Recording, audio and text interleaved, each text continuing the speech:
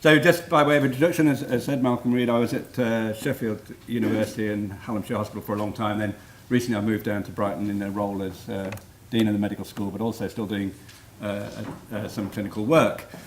So two acknowledgements at the start. The first part of this talk has been done jointly with Linda Wild, who's the real powerhouse behind this part of the study, and the Bridging the Gap study, which is a large cohort study moving into a randomised cluster trial, looking at providing supporting information for decision making for older women with breast cancer and their clinical teams. So there's that collaboration, and the bulk of the talk is actually from a joint collaboration with a clinic which I set up with Juliet Wright, who is a consultant in elderly medicine. So having banged on about the under-treatment and problems around older women with breast cancer for 10 years, it was nice when I relocated to be able to say, well, actually I'd like to do a clinic which is feeding off the work and research I've been doing, so I can actually do it as well as talk about it. So, the NICE guidance, and this guidance is just about being updated, but I don't think it's changing significantly on this, really is that we should be blind to a patient's age when we're planning treatment, and we should have an eye on the evidence and not the date of birth, to put it in a nutshell. And specifically what this relates to is the choice for older women who have estrogen receptor positive cancers to choose to avoid the surgical part of the treatment and go straight to endocrine therapy as the primary treatment. So where it says PET, it's primary endocrine therapy, as opposed to surgery followed by adjuvant endocrine therapy. So a little bit of shorthand in here of surgery versus PET, that's what that means. So for a long time there was a decision based on the fact that we could just use the endocrine therapy in older patients, because the mantra was over the age of 70 you're more likely to die of something else other than your breast cancer, so we can spare you the surgery, just give you the tablets. That was the prevailing, if you like, paradigm for the treatment of older patients with breast cancer that was around when we got interested in this about 10 or so, 12 years ago. So this is something that people here will recognise, because you'll be familiar with the statistics. Does one of these move it forward? It does. One of them moves it the wrong way, and one of them moves it forward. So this is the distribution curve. This is the extra diagnoses you get within the screening age, and although the numbers drop back a little bit afterwards, it's still a very significant proportion of breast cancer is diagnosed in people over the age of 70. And the interesting thing is that the mortality, yes, you're much more likely to die of something other than breast cancer if you're older, but actually the breast cancer specific mortality continues to go up as well. So this idea that was prevalent that breast cancer was somehow a less aggressive disease in older people does not appear to be borne out by these data. So why are breast cancer outcomes inferior in older patients? Well, it's a combination of factors. Later stage at diagnosis, because if you tell people you don't need to come for a screening program anymore, the message you're saying is actually because that problem's gone away. You know, if I don't need to be screened for a disease now, it can't be a problem. So that's a very common perception. And also the lack of regular screening may be having an impact there as well. And also across the board, there's good evidence of less use of all therapies, not just surgery, but I'm going to focus on surgery. And it's important to say that the absence of evidence is based on the age bias of clinical trials, where older patients have been systematically excluded from randomized controlled trials, particularly in oncology, and it still happens. They'll all say open to all patients, blind to date of birth. If you look at the registration and recruitment to clinical trials, they're nearly always heavily biased towards younger patients. And older patients with comorbidity mess up your trials because they die of other things. So there is an exclusion for patients. There's no evidence, and then if there's no evidence, commissioners don't have to commission it because there's no evidence. So it's a vicious circle and self-fulfilling. So there's evidence of a later stage of diagnosis. This was just local data in our region, but you can see that, and to make it easier, tumours are bigger, they're more likely to be node positive with older patients, and they're more likely to be locally advanced or metastatic, 4 times more likely. And so you see this failure to treat with all the modalities that we use in younger patients. So going left to right, these are increasing age cohorts, and you can see the absence of surgical treatment, the absence of auxiliary staging, or the absence of radiotherapy, all increased dramatically in these older populations. So looking at the evidence base for withholding surgery from older women with breast cancer. This is a Cochrane review which we undertook, which actually showed in these studies, these randomised trials, which recruited patients who were over 70 but fit for surgery. So they're all fit for surgery. They're not a frail population at all. Actually, it didn't really have an impact on overall survival. So using that argument, it was perhaps reasonable. But it had a significant impact, or was significantly worse in terms of local disease control. And the argument would be, well, we'll see how you get on, and we can always do an operation later on if you need it. So I'm not overly critical of that, because it was supported by, the evidence at the time.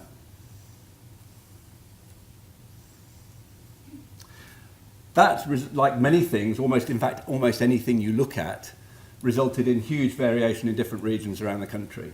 So here, it looked as if all patients presenting with no evidence of metastatic disease were getting surgery, whereas in other areas, so Trent or Northern Yorkshire, approaching 40% of patients were not getting surgical treatment. So despite guidance, everyone looking at the same evidence base, very wide variations in the interpretation of that evidence into clinical guidelines, clinical practice.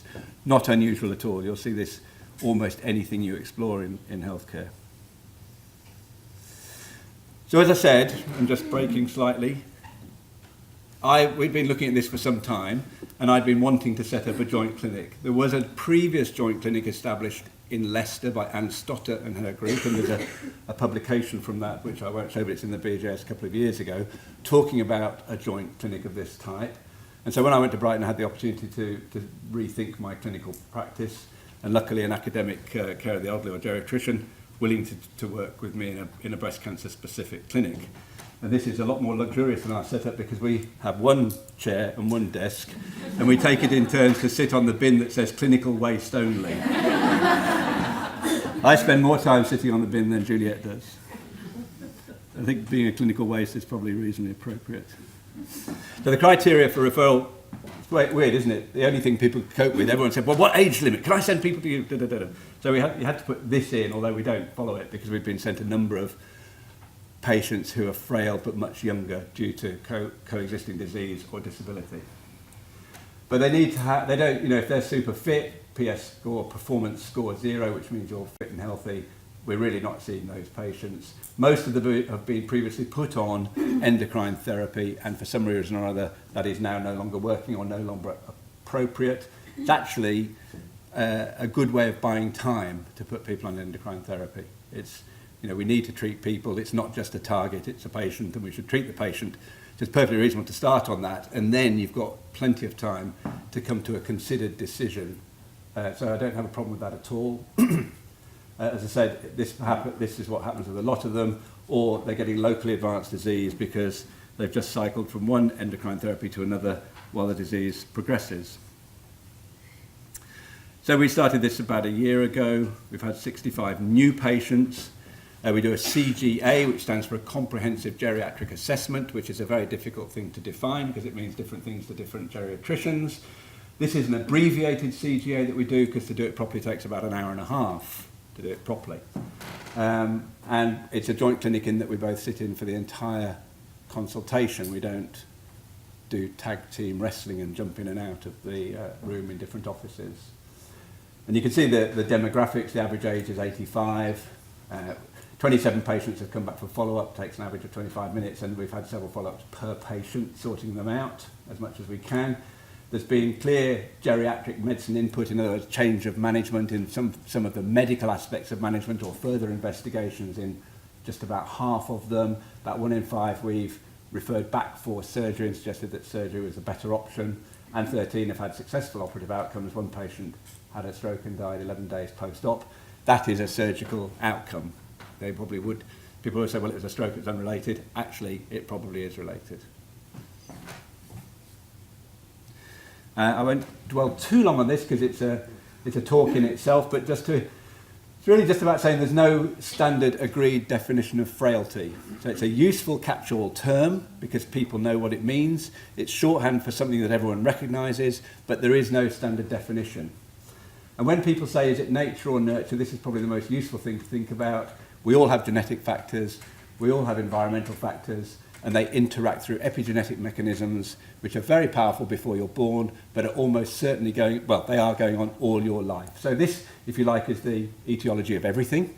As you come down here, you start to get to adulthood, so you've got this cumulative molecular and cellular damage, so stress on the genome, stress on the cells. There is something about age. You have a very significant reduction in physiological reserve in all your organ systems as you age. So it is not true to say that an 85-year-old is simply an older 40-year-old. It's almost like paediatrics. Children are not small adults, and the extreme elderly are different. But you shouldn't overinterpret that, because much of that loss of reserve is exactly what it says. It's a loss of reserve. It doesn't necessarily make you frail. So you start to think about conditions like pre-frail, where someone's travelling along fine, and something that would knock us about for a week, like a flu, can be a very significant factor, can make those people dip into fully frail, if you like, complete loss of autonomy, and that can have a catastrophic event. So this is the stressor events that we talk about here. This would be a pre-frail state, and then you get stressor events such as falls, but you can easily flip into delirium, fluctuating disability, increased care needs, into hospital, and a downward spiral. So a lot of care of the elderly medicine is trying to intervene at this sort of stage in order to prevent these sort of consequences. And you can see the other factors that go along. Depression is extremely common, underdiagnosed, undertreated. Cognitive function is very important, feeds into things like undernutrition, reduced physical activity. So this is a useful working model for understanding this. So, is it about age? Is this person frail? Well, yes. Severe risk of pneumonia would be catastrophic. When we see most people in wheelchairs, what sort of assumptions do we make? And then, are those reasonable assumptions? Is this person aging successfully? You'd probably say yes. So it's very interesting. We challenge these assertions. We're absolutely loaded with implicit biases. I'm moderately biased against old people. Most other people are more than moderately biased against old people when you do your implicit attitude test. And I would suggest you can do them easily online. It makes a very interesting afternoon to find out what all your implicit biases are. It's not always what you want to hear. So just a couple of brief case studies that illustrate this. So this patient was sent along at age 86 with a fungating tumour, locally advanced tumour, which was hormone sensitive but had run out of its endocrine sensitivity. Pretty significant past medical history with memory impairment, which had not been formally diagnosed. All the patients are hypertensive, many of them are hypothyroid, and renal impairment is extremely common. CKD is chronic kidney disease. Not that much medication, and what medication there was, I now know, was not necessarily that effective. Independently mobile, but memory impairment. Episodes of wandering out, leaving the gas on. Episodes of turning the gas on but not lighting it. Very serious, very major cause for concern. Didn't have mental capacity to discuss medical treatment because actually her MMSE score was 17 out of 30, which is dementia levels. And performance status was regarded as 0, despite that cognitive impairment. So regarded as good performance status to an oncologist, because they only use performance status. And pretty much symptom-free. Very big, fungating, nasty breast cancer, which had developed over the years on sequential endocrine therapy. So a bunch of screening tests, that's one thing you can't get away without, a bunch of screening tests. We tried the last-ditch endocrine therapy, we got the memory service assessment, we got a rapid access response team in to do the safety things at home, like change the cooker for an electric cooker. Patient underwent a left palliative mastectomy, underwent a reasonable post-operative recovery, no real post-operative complications, lots of input from the dementia nurse, all the things that you coordinate by managing the admission through geriatrics rather than through surgery. Still took a heck of a long time to get out, but did get out of hospital. Came back for the clinic review a couple of months later. Family were delighted with the surgical intervention. Patient didn't remember the surgical intervention. Following respite care, actually got home, mobile again, symptom-free, no longer upset by people messing with the lump and the fungating mass, which she got very distressed about when she first came to clinic. Actually had an improvement in cognitive function. So that chronic inflammation, chronic sepsis was probably fueling elements of the cognitive impairment, particularly around the development of delirium. The wound was healed and she was taking letrozole because it was being managed. So that's one reasonably good outcome, I think. Another one, I'm not going to show any horror stories and I'm not going to show any nasty clinical slides, clinical pictures either. So this patient, 97 years old, not particularly large breast cancer, but grade 3, so the things we were hearing about earlier, the risk factors for something that's going to progress, and low on the estrogen receptor score and negative on progesterone receptor. And that sort of low estrogen receptor score and a grade 3 really predicts that this is not going to respond well to endocrine therapy. But actually performance status score of 0, some degree of sarcopenia, in other words, loss of body muscle mass. And the patient herself was not confused, but was worried. She had an operation, anaesthetic, will I go, will I lose my marbles kind of concerns. So initially treated with letrozole, managed able to have a good discussion about all the treatment options, pros and cons, and actually agreed that surgery was a sensible one. I didn't feel that she needed a particular anaesthetic assessment, just needed to let the anaesthetist know that actually, despite this patient's age, they were fit, all the bloods were okay. So I had a left mastectomy and axillary exploration. For the surgical purists, we didn't do a sentinel node biopsy, just did a random sample. That wasn't my decision in the end, I think it was just logistics. Unremarkable post-operative recovery, wound healed well, histology is shown there, and back to the GP, continue on letrozole. So those are two examples. I said we had that one patient who died post-op, and actually not much else in between, not much problems with most of them, 1 or 2 slightly long stays, but otherwise pretty straightforward. And that's because it's a very selected decision-making pathway. We're really selecting patients who we're pretty confident are going to do okay. So just to draw to conclusion with a few slides just talking about where we are with this, because this is a bespoke oncogeriatric clinic or joint clinic care of the elderly. Interestingly, being in Brighton, the other clinic that my senior lecturer colleague does is with HIV patients. You're 4 times more likely to have falls and early onset dementia if you're an HIV treatment patient over the age of 50.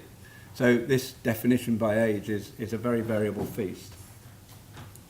How do our trainees, because this is the thing that everyone's talking about this challenge of the ageing population. This is really what it's about within the perspectives of breast cancer. So how are we preparing the next generation of doctors for this? Well, if you look at oncology trainees, who are obviously going to do the bulk of treatment of many cancers, 2/3 of them say they've had no training in the needs of older people with cancer. 20% had had 1 episode of training. And how confident were they? Well, 80% of them are confident assessing young patients with cancer. Only 27% were confident assessing older patients, and only 10% confident with patients with dementia. And we see that in our data in the Bridging the Gap. Dementia splits the population, with half of surgeons thinking, yes, you must get on and do an operation for them, to keep it simple. The other half say, no way, you should inflict surgery on this frail, demented population. So this is something which I think we're just seeing the tip of the iceberg at the moment, with the interaction between dementia and all other aspects of healthcare that we're used to working in. There is actually good experience from orthopaedics. Orthopaedics a long time ago recognised that they were not comfortable being doctors, looking after the whole of the patient. They wanted to be, what they say, a holistic orthopaedic surgeon cares about the entire bone. And so they were happy. They were happy to hand over the management of the soft tissues around the bone to other doctors, particularly geriatricians. Sorry to any orthopaedic. And so this, and also in Europe, actually, they have a much more integrated approach to the integration of geriatrics into routine aspects of medicine. And it's unlikely, from looking at this and from my experience actually, that we're going to get every type of doctor skilled up in the specific needs of looking after elderly, frail patients. So there is work being done. I won't dwell on this, but Macmillan at the moment are doing a piece of work looking at this. They're trying to get a whole group of people together to look at this particular problem, and particularly what we can do about geriatric assessment in oncology. As you can see, it's something that's just not happening very much, and it's not accessible in most hospitals. And so they're developing really two tools. One is this first assessment tool, comprehensive assessment tool, which is a sort of screening test that you can run in any clinic if you've got a patient that you've got some concerns about, to identify whether they should be referred on for further input. And then the second comprehensive assessment tool, CAT2, is a toolkit for looking at how to refer these people through. So you identify someone with the first tool, the second tool gives you more guidance about what you need to do. Basically, it is about integrating more with geriatrics.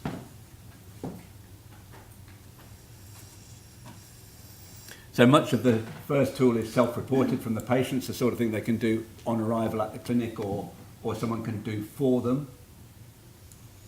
You get the comorbidity and medication list from the GP, and there is some additional clinical work. You need to be able to do an abbreviated mental test and some of these other aspects in order to identify these patients.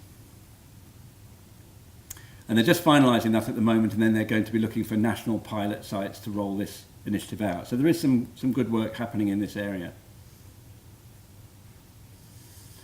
So just to summarise, we need to do both things really. We need to upskill the people who work in cancer services to be able to recognise these problems, to be able to initiate the right pathways of care for patients who are identified as having problems. We need to have better links established with geriatric services. Most hospitals now will have some form of rapid geriatric assessment clinic where patients will go and the whole thing is turned around within a day. All the assessment and tests are done within a day. In my experience, most people working in cancer services don't know that they can access that. And increasing the number of geriatricians with an interest in cancer is a very useful thing to do. If you come across a geriatrician who's interested in a clinic like this, just bite their hand off. And then actually investing further in geriatrics to get them more interested and more involved with liaison services in cancer, but also with a whole range of other aspects of medicine. So it's not about age, it is about frailty.